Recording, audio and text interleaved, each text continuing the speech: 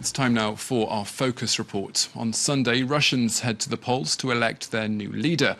And while there are 8 names to choose from, the vote can pretty much be viewed as a one-horse race. Vladimir Putin is widely tipped to bag himself a 4th term at the Kremlin, a win that even his rivals are accepting. Ksenia Sobchak, for example, says that in Russian elections, Putin always wins. So where does this all leave the state of democracy and free and fair politics? Our team has been to find out.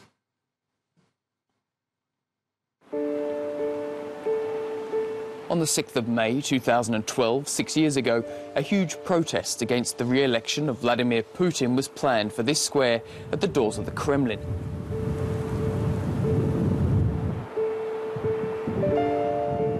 Alexei Polyakhovich remembers that day well because it turned his life upside down.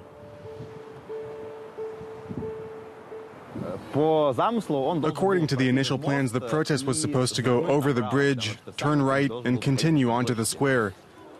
20 to 30,000 protesters threw themselves against the police cordon and broke through. The police started randomly arresting everyone around them and striking people too. They hit them in the face and in the kidneys. 500 to 600 people were arrested. Alexei was one of them, and along with 20 or so other protesters, was later sentenced to more than 3 years in a penal colony. So many people were arrested, followed by a harsh reaction from the courts. Some 40 people were prosecuted. It was a first in Vladimir Putin's Russia. December 2011, and Vladimir Putin's United Russia Party wins the parliamentary elections. But amateur videos posted online reveal massive fraud in the polling stations. Anger spilled into the streets. But in March 2012, Vladimir Putin is nevertheless re-elected for his 3rd mandate as president after a 4-year break as prime minister. Following his release from prison, Alexei joined OVD Info, an NGO created during the protests of that winter to fight against police repression.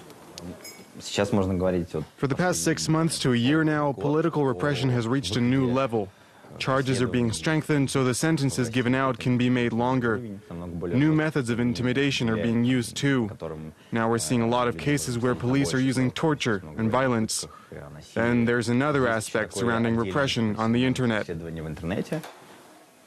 OVD Info is part of Memorial, an NGO dedicated to human rights and the memory of Soviet repression. In July 2014, it was labelled a foreign agent under a new law for NGOs that receive funding from abroad.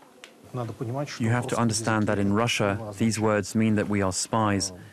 And if we forget to mention this phrase in our publications, we will have to pay fines amounting to thousands of euros. 2014 was the point of no return. The Russian authorities entered into a war with Ukraine. Vladimir Putin's popularity jumped from 45 to 86%. There's just a few like us left who question this policy, who say that it amounts to a violation of human rights. February 2014, and a pro-Europe revolution in Ukraine chases the pro-Russian president, Viktor Yanukovych, from power. Vladimir Putin soon took control of Crimea using the military and started a secret war in eastern Ukraine and an unprecedented power struggle with the West. In Russia, this development was accompanied by stinging propaganda on state TV. Есть в Украине радикальная сила, изначально нацеленная на кровь. В украинском правительстве завелись фашисты, и в такой ситуации выбор Крыма вполне логичен. Up until 2016, Dmitry Skoroboutov was the editor-in-chief of news on the state TV channel Rossiya. Management would send him these documents each night. We called them the stop list. It's a list of topics, people or events that we're not allowed to cover on the news. Here, for example, we were under orders to tarnish the image of Hillary Clinton.